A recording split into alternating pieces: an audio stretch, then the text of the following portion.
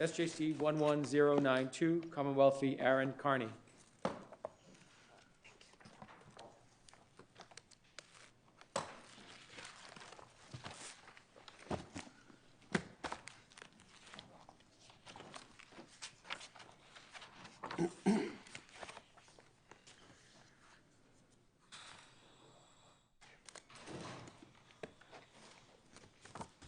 Mr. Black, good morning. Good morning, Your Honors.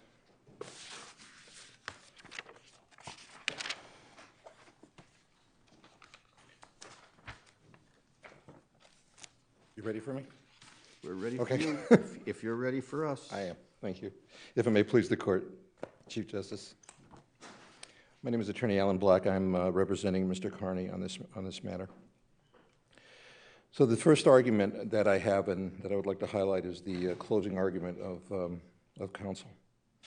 This is a first-degree murder case, one victim of a man who, Mr. Carney, lived in the house of the victim for many years and clearly had an oxycodone problem and clearly was getting fed the oxycodone by the son of the victim, according to the evidence, unbeknownst to the victim. And it appears that Mr. Kenneth Fontaine, the son of the victim, was repeatedly giving him oxycodone, the defendant, whenever he wanted it. The evidence seemed to show that the defendant tried to get off of it, couldn't, and got it some more. There was a weekend where Mr. Fontaine was gone. Mr. Carney tried to get some and shot and killed the victim, Elizabeth Fontaine, in her house downstairs. What was the theory of defense? Well, that's an interesting question. I am not sure. I'm serious. I'm not being funny. I mean, I believe it was an intent, and he Wasn't it that he didn't have the intent to commit first-degree murder? That would be the theory that ended up at the end. He was arguing, if the court remembers, that accident all away, and then he withdrew the accident at the very end. He decided not to call the defendant at the very end. He also had a psychologist that was lined up to talk about the effects of oxycodone, and he was not called. I'm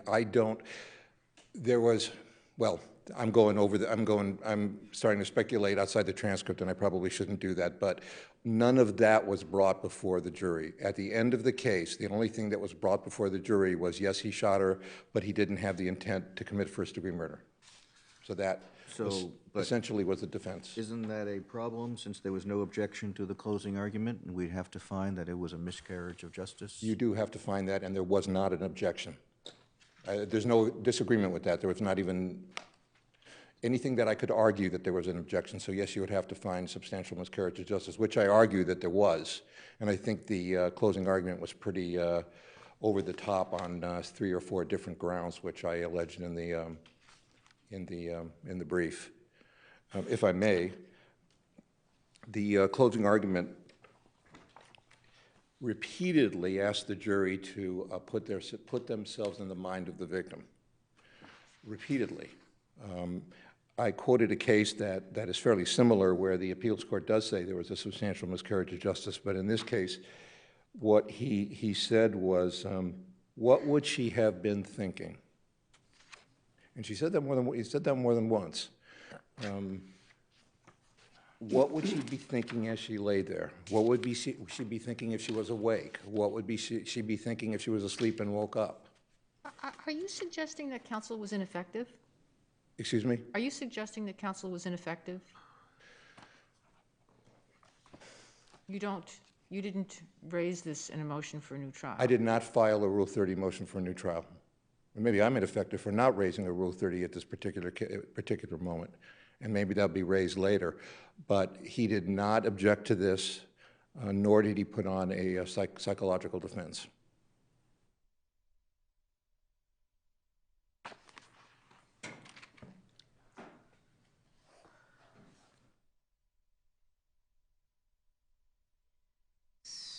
So the argument goes on, if I may. I thought about it, Justice Lank. I just want to say I thought about it long and hard. And I know these are difficult And I actually conferred with CPCS about doing it, and conferred with other people about doing it. And I thought this was the way to go right now. I talked to counsel, I talked to the psychiatrist, the psychologist, Dr. Ebert, who was involved, and thought that right now this would be the way to go with the closing argument. But clearly, the only issue and the only defense was going to be a mental health defense of some sort. Whether it was going to knock it from first to second, I believe that would be the only defense that would be that could have been established at trial anyway. Mm-hmm. Because he can, not only was there evidence that he shot, he confessed, he told several people after the fact, he told everybody where the gun was. Mm-hmm. But it's, you know, under the 33, I'm going to jump just a second, under the 33E review, he has no record at all. And this incident was clearly uncharacteristic. And again, I don't want to testify because I really can't, but this was a young kid who never got in trouble in his life, who clearly had a drug problem, clearly tried to get off of it, and then this arose. Now, was there any evidence that oxycodone was in his system at the time he was arrested? No. Meaning that there's no evidence that he was, or he was actually tested and it was... I don't think he was tested. He was not tested, so we don't know. We don't know. But there's evidence that we could infer that there was, only because he seemingly took it all the time. And I believe, I mean, if you believe the prosecution, the reason why he was going down there was to get the oxycodone from Mrs. Fontaine. Although it seems from the letter he wrote that his state of mind was he intended to commit suicide and he intended to relieve his friend of the burden of taking care of the mother. And that was going to be his parting gift to his friend. That was his letter. Right. That was discovered and testified to at trial. Correct. But nonetheless, the jury was asked, improperly so, to have sympathy for the victim over and over again. Put yourself in the mind of the victim and imagine what fear she would have at the moment she woke up. And that's an improper argument. And it didn't say it once, said it twice, 2, 3 times. And that's the same argument, and I quoted the passage in Severi where the court said that was a substantial miscarriage of justice. I did acknowledge that there were other facts in that case that are different in our case, but nonetheless. Did he say, imagine her fear, or did he say, what was she thinking as to why she was being killed or why she would be about to be killed? I thought it was about motive. I thought that she wouldn't understand why this guy would kill her.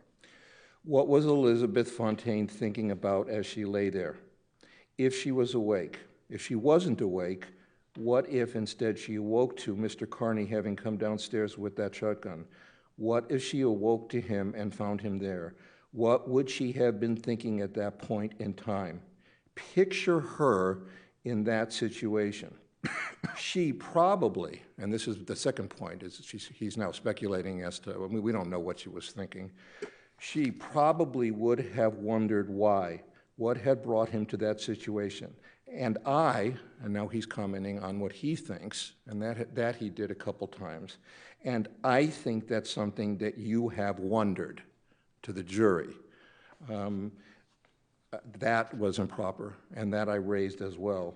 Why? Why would a man who was given such from that family and everything from a period of time, everything he chose to take, why would he do that?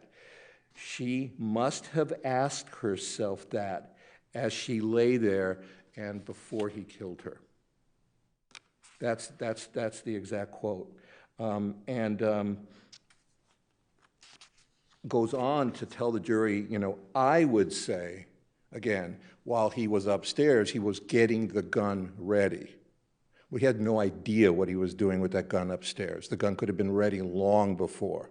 There was no evidence as to what he was doing upstairs. Well, you don't disagree, or do you, that if the prosecutor had used a different phrase rather than I would say, but would say, don't you think that he was? In other words, it's not that it wasn't an inference that could be drawn from the jury. Isn't your problem with it that he's saying, I would say? Well, as to that part, as to the two portions that I quoted, as to the I, yes, he's not allowed to comment as to what he would think in his personal belief. It was not an unreasonable inference that he was upstairs. He brought the gun downstairs, so clearly he was upstairs and he got the gun. What he did with the gun upstairs, however, was not in evidence. Did he load it before? Well, the evidence is now, the issue now is premeditation versus first degree versus second degree. So it goes to the heart of the matter. But wasn't there a box of shotgun shells on his bed, the same type of shotgun shells that was ejected from the gun when it was shot and Yes. she died? Yes, there were shotgun shells clearly up in his room. Correct. But again, he could have loaded that shot. We don't know when he loaded the shotgun. He had the shot. Clearly, the shotgun was missing, according to the testimony of Kenneth Fontaine, some months before. He didn't know where the shotgun was. So we don't know where he got it, when he got it out. We don't know any of that. That certainly was not facts and evidence. Well, you're right, but couldn't the jury infer from the evidence that there was a box of shotgun shells on his bed, couldn't they infer from that that was when he loaded it, just before going downstairs? The jury could infer that. Whether the prosecutor should have said, I think that's what he was doing, I think that part of that argument was improper. I am more concerned, however, about the imagine yourself in the mind of the victim. And I think this court and the appeals court have said that's a substantial miscarriage of justice, especially when we're dealing with a case where really what we're talking about is the level of intent that should have been brought out. And that plays into the other parts of my argument, which is the shotgun and the photograph.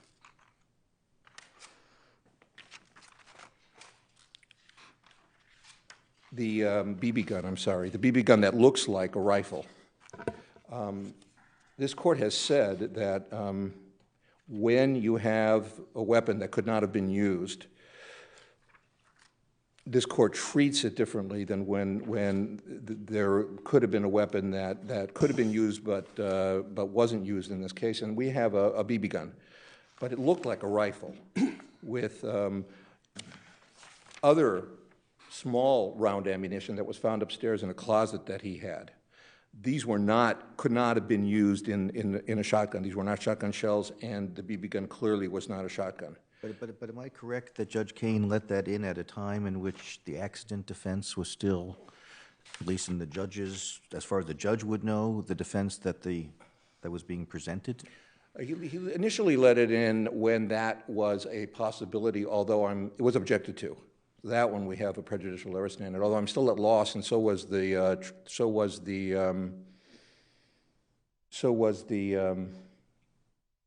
trial counsel as to how the fact that he had a BB gun would somehow be relevant for an accident defense. And frankly, I'm at a loss too. A BB gun has nothing to do with a shotgun. It really has no bearing on how to use a shotgun, and I'm not sure how that would be relevant anyway. But even so, at the end, the judge didn't give an accident instruction, let it in anyway. And Sorry, it came in before the close of evidence, of course. well, it came in before, but it wasn't. But all he did in the closing was repeat his limitation on the use of it. He did repeat it at closing, but he didn't strike it. At that point in time, I would assume it should have been stricken. It wasn't. It was allowed in, but he did repeat his limitation. And how is that prejudicial, given all the admissions that he was the person who did the shooting and was not claiming accident? The BB gun just had nothing to do with this case. And again, if we're talking about the difference between first and not that he didn't do it, if we're talking about the difference between first and second degree murder, now we have a situation where the jury sees, okay, well, he has two guns. And the BB gun, I know I've had BB guns, and BB guns can be the little toy things that look cute. This BB gun was a rifle, and it looked like a rifle. And he used a shotgun to perpetrate this homicide. And the bullets that were found upstairs were short capacity that had nothing to do with the shotgun. So if we're talking about the difference between first and second degree murder, the jury now has an issue where, okay, so he has 2 guns. And the instruction, by the way, that was repeated, never once said, you cannot consider this. You can't consider this in any way to show the bad character of him or propensity. The instruction merely went toward the accident defense to show that he had the capacity to use the gun. Did the defendant object to the instruction or just to it going in? He objected just to it going in. And the third issue that I raised, and again, I think it all adds up when we're talking about the difference between first and second degree murder, is the photo. And I understand how this court treats photographs as a rule, and I understand that usually photographs are not the issue that reverses a case. But when we add the improper closing argument, we add the gun that was unnecessary, and we add this photo of her, essentially her head blown off. But if the issue is premeditation, doesn't that go to that he literally blew her head off, and the likelihood that would have been accidental was small? Well, he objected to that, and he said the fact that he hit his target, and I believe that that's correct, and I don't think he was being funny, and I don't think I'm being funny either, but the fact that he hit his target had nothing to do whether it was premeditated or not. I mean, he could have had a gun, it could have gone off accidentally, could have blown his head off. I don't think it has anything to do with that. And the defense counsel was willing to stipulate to the cause of death was a shotgun shell to the head. And extreme atrocity and cruelty was off the table. Wasn't asked for, nor was it a given. So we don't have a situation where the photograph was relevant as to the suffering of the victim in any way, shape, or form. And if this court remembers, the reaction to the judge at the time he saw it was fascinating to me, because he says, quote, "I was stilled." And that's his words. Right. Is the photo at issue the one that's in the red brief? Yeah, Okay. well, it's one in my brief, too. I put it in. Okay, but I gather the blood was cleaned off. This must have been done during the autopsy? Because I guess there's no blood in the photo. I don't know. I put it in as A10, and this was the one that was admissible, and this is the one that, A10 in my brief. It is an autopsy photo, But right? it's an autopsy photo, I believe, yeah. Right, so, okay, so And this is the one that the judge said I was stilled by. And those are words that usually trial judges don't use very often in terms of looking at a photograph. Usually they look at a photograph and say, listen, I'm going to balance the prejudicial effect to what the relevancy would be and what the evidentiary effect would be. I, again, don't see what the evidentiary effect would be of this if we're not talking about extreme atrocity and cruelty.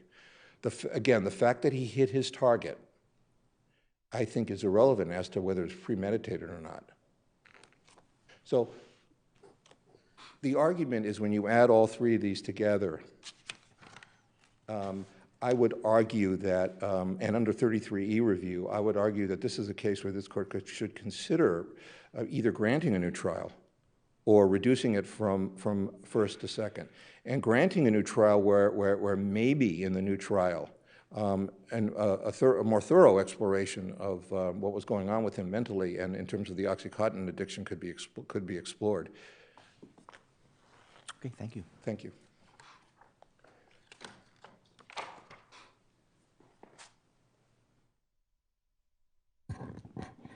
May it please the court. Tara Blackman for the Commonwealth.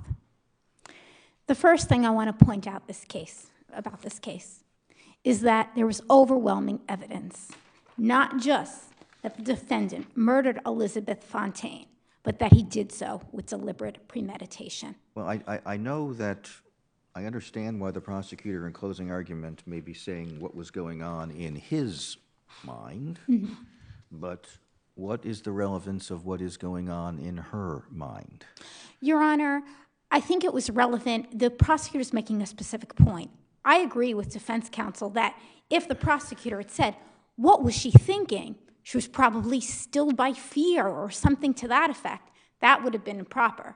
That's not what the prosecutor was saying. He was asking rhetorical questions and then answering them. He was saying she probably wouldn't have known what was going on. But you do concede that should not have been said, didn't you, in your brief? I conceded one thing that should not have been said, not the rhetorical questions. Why should any of it been said? Well, Your Honor, what the prosecutor was stating was just that what would have she been thinking? She probably wouldn't have known what was going on, which was really based in the evidence. The defendant was We the don't know victim's- what she was thinking. That's not based in the evidence. Well, it's a logical inference from the evidence. Your Honor, she was friends with the defendant. Ken Fontaine testified they were close. They would You can have talk conversations. about that He without was- trying to put words into her thoughts.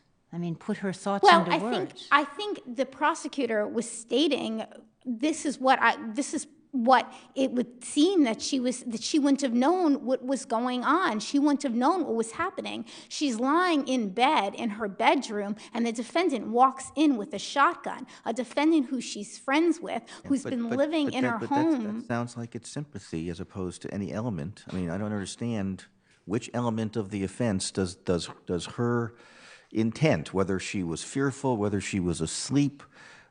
How does that bear on any of the elements? I think the prosecutor was also getting to the fact that, look, we don't know what the motive is in this case, and that was the context in which he was saying it. We don't know what the motive was in this case, but the Commonwealth need not prove motive. What we have here is a deliberately premeditated killing, regardless of motive. And that would have been a perfectly appropriate closing. Understandable. Even if this court were to find that those rhetorical questions should not have been asked, regardless, there was no objection. It certainly could have not risen to a substantial likelihood of a miscarriage of justice. That's a different matter. I must say, I'm perplexed by your defense that this was okay, or mostly okay. I'm not saying that it means reversal. I'm perplexed that you think that's fine. I think that perhaps those rhetorical questions could have been phrased in a better way. I don't think that the rhetorical questions themselves, that he was saying she was in fear. I think he was just saying she likely didn't know what was happening. And I think that was really based in the evidence that she wouldn't have known what was happening. What difference does it make? The Commonwealth didn't have to prove that either.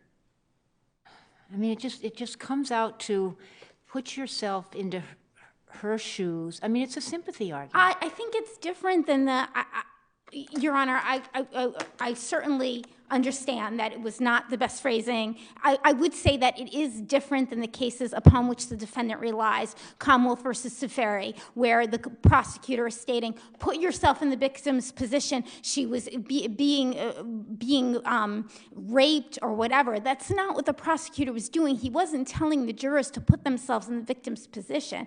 He was stating, look, what was she thinking in these circumstances?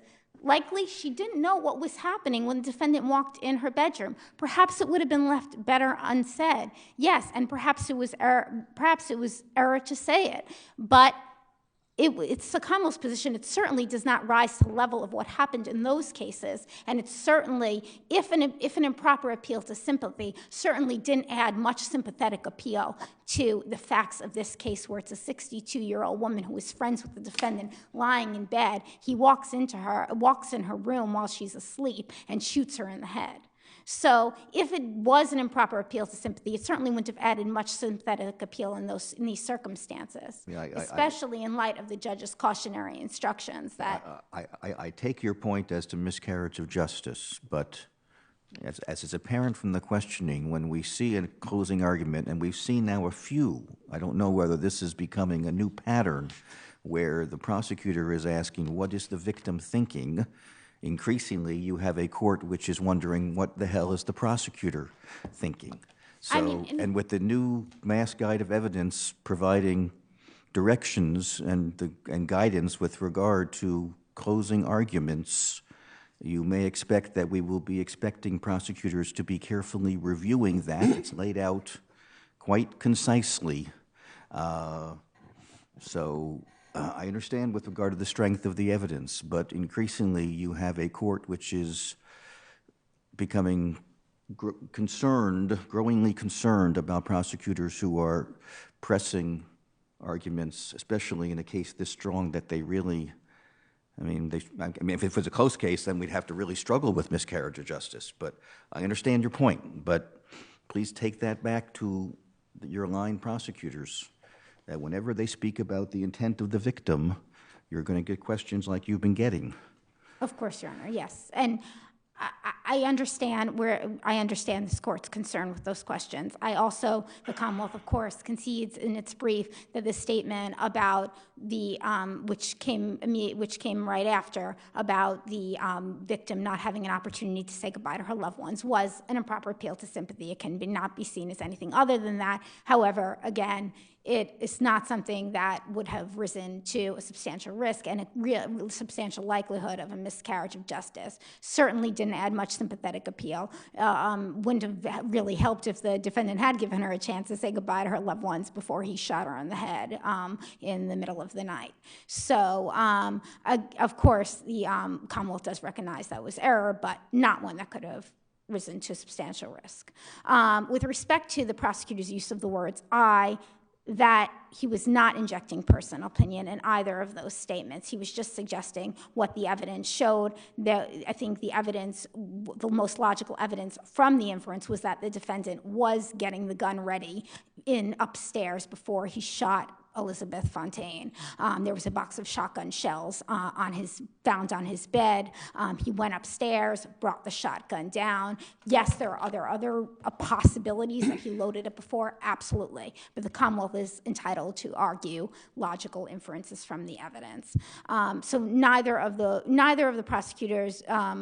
Also, when he stated about what she was thinking I would say, again, he wasn't suggesting that even if this court finds that whole line of argument was improper appeal to sympathy, he certainly was not injecting any personal opinion. That's where the problem with the use of the word "I" comes in. And there's plenty of cases cited in the Commonwealth's brief, Commonwealth versus Ferreira, Commonwealth versus Stone. The word "I" is not a magic word that automatically makes something a prosecutor says improper. The question is whether or not the statement suggests that the prosecutor has any independent personal knowledge of the case. Example, Commonwealth versus Villebois, completely inappropriate. That was not the case here. So what we have in the closing argument is a couple of improper appeals to juror sympathy that could not have risen to a likelihood of a miscarriage of justice. Going on to the next argument, the BB gun. Oh, okay. Yes. Is there a question about the... No, I wanted to ask you a question about the photograph, but you'll get there. Oh, yes. With respect to the BB gun, it's the Commonwealth's position that it was relevant at the time it was admitted to rebut the accident defense. It was given with a limiting instruction. This limiting instruction was repeated during the final charge. There was no objection to the limiting instruction. And I think that based... Is there any... I know the answer is no, but there was no, I'll put it that way, there was no request by defense counsel at the end of the trial saying, you know what, we're not pursuing accident. Could you... Absolutely not, Your Honor. Correct. Didn't go back to the BB gun at all? No, it did not. It did not. And as a matter of fact, I think that's important to point out also because there's no emphasis on the BB gun in the prosecutor's closing argument. This was just admitted, this picture of it, when there was that accident defense put out there in the opening statement, and it was made very clear that it was only being put in for that purpose. And I think that that's in accordance with what this court has said is okay in Commonwealth versus McGee, in Commonwealth versus Ridge. I think this case is very different from Commonwealth versus Toro, on which the defendant relies, because there was no accident defense in that case to rebut. The whole entire defense in that case was that the defendant just didn't do it. Here, there was an accident defense. And also, I asked this court to look at what defense counsel said in the opening statement about the accident defense, that he basically had no idea how to handle this rifle. He walked into the defense room, and it accidentally went off when he tripped on a cat. That certainly suggests that this defendant just was completely just did not understand how any of this worked, would not have known even how to handle a weapon of that size. And my brother himself points out, this BB gun was the shape of a rifle. So I think it was relevant. It certainly showed, it made it less likely, certainly, that the defendant just didn't know what he was doing and completely didn't know how to handle this gun, tripped over a cat, and it accidentally went off. For those reasons, I think it was well within the judge's discretion to give it, to admit it, and to give the proper limiting instruction that he did. Now, this was a sawed-off shotgun? The one that she was shot with was a sawed-off shotgun. That's correct. And do we know how much of the barrel had been sawed off? I don't know if we know how much. I think it was admitted, but I don't know how much of it had been sawed off at the time. Was the remnant that had been sawed off admitted in evidence? Yes, it was. It was shown. It was the sawed off shots were shown to the jury. So the shotgun itself, plus the little Yes, 5 or 4 or 5 inches, whatever, how long it was, that was also in evidence. I believe that came into evidence. Yes, yes, it was found in the defendant's closet. Yes. Was there a hacksaw? Or was there any metal filings? There was actually, I believe there was that found in the defendant's closet. I believe that was one of the pieces of evidence. What's that? The hacksaw, I believe it was found in the defendant's closet along with the duct tape, and so I believe that was found in the closet in the third-level room that the defendant kept for storage, and I believe those items were found. So yes. So I think that, and that goes to the strength of the Commonwealth's case, certainly. So, but it also, I think that it also shows why why this BB gun, this non-shotgun ammunition was relevant. It certainly made it less likely the defendant didn't know what he was doing, completely didn't understand how anything worked. With respect to... The Commonwealth didn't charge him with possessing of a sawed-off shotgun? He was not charged? No, I think there was just a single indictment. Yes, I believe it was just a single. Yes, just a single indictment. Yes, yes. So And then we on the get to photograph. the autopsy photo, of So course. it goes to deliberate premeditation. Why? Because he hit her in the head? I mean, I'm just not clear. Well, one of the arguments made by the prosecutor, and I think this is the reason he stressed, it's because of the angle that she was shot at. It went to show the angle and where the defendant was standing. So I think that the question was this defendant just in the corner of a room and he tripped like was stated in an opening statement, or was he in the doorway, which was the Commonwealth's theory, that he was standing in the doorway, he went in there with a plan. He was standing in the doorway and he shot her at that angle. And the prosecutor argued, look, she saw him, she was getting, and when she saw him, she tried to get off the bed, she moved her head to the side, and that's when the defendant shot her. So it was a lot about the angle. Who said that? That was during the prosecutor's closing argument. And that was also his reason for trying to admit it there was in. evidence that, what was the, I mean, I read something Just about... the pictures and the angle she was shot at. The prosecutor argued based on the pictures and based on everything that was in the room and the pictures of the room itself that she was shot at a certain angle. What was the evidence that she had awakened, or she was even awake? Well, the evidence that she was awake was that her body was half off the bed. So a lot of people fall asleep on the bed with their feet on the floor. Is that what half off? Is that what you mean by half off? Her feet were on the floor? Yeah, well, yes, her feet were on the stool by her bed. Was she dressed? She was not. She was not Was dressed. she wearing pajamas? I believe she was in pajamas, yes. So, yes. I think, though, actually, the defense, I believe, argued that she was awake. So even the defense, I don't think there was, I think that was something that was even stated in the defense counsel's opening statement, that she was awake. But it was also relevant to show that how you get at that angle, you're clearly aiming this gun at the person's head. And I think that was certainly showed that this was not some kind of accident where the gun just magically goes off and without him understanding what's happening and trips over the cat. He specifically aims it at her, the side of her head, which is consistent with what he told Gerald Knight, his friend, following the murder. And there you have deliberate premeditation. I'm saying it's relevant to it. You mean the shotgun could not have gone off accidentally and inflicted the kind of wound that it did? That's impossible? I'm not saying it's impossible. I'm saying the most logical inference, and the prosecutor's entitled to argue the most logical inference. And the most logical inference was based on this photo that it was aimed at the defendant's head. It went to deliberate premeditation. So it also, so the argument also depends upon Knight's testimony that he said he aimed the gun at her and pulled the trigger. Well, I think it's consistent with that. I think it's consistent with everything that we have. It's also consistent with with the defendant's letter to Ken Fontaine, stating that he went in there with this plan to shoot the victim so that he could help Ken Fontaine out, so he would lessen his burden in life of his mother. So I think that everything together goes toward deliberate premeditation, and this picture is just one piece of it. And I also want to point out, there were, and this is something the prosecutor pointed out, explaining why this picture was relevant and why it should come in. There were 20 to 40 autopsy photos pretty much showing pictures of angles and everything of her head blown off.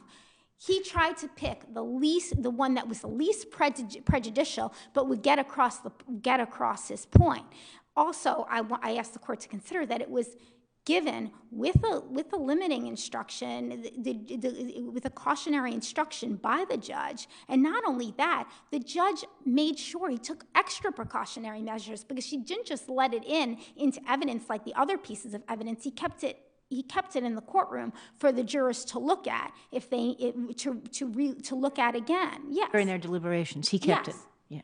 Yes, Your Honor. And therefore, he took extra precautionary measures. This was certainly within his discretion to do. And it's certainly, on the facts of this case, it could not have created a prejudicial error, even if this court would find that it was better left excluded. However, I would say that certainly it was relevant to the theory of deliberate premeditation in this case. As far as 33E review, I don't think anything in this case would warrant it. There was nothing to suggest that the defendant was under some mind-altering substance, that he was so couldn't focus, that when he committed this murder, he actually wrote a long letter to his friend and the son of the victim explaining it. You don't mean it doesn't warrant review, it just doesn't warrant relief. Exactly. I'm sorry. Yes, Your Honor. Yes, it doesn't warrant 33 relief. Correct. If there's any other questions from the panel? All right, thank you. Thank you, Your Honor.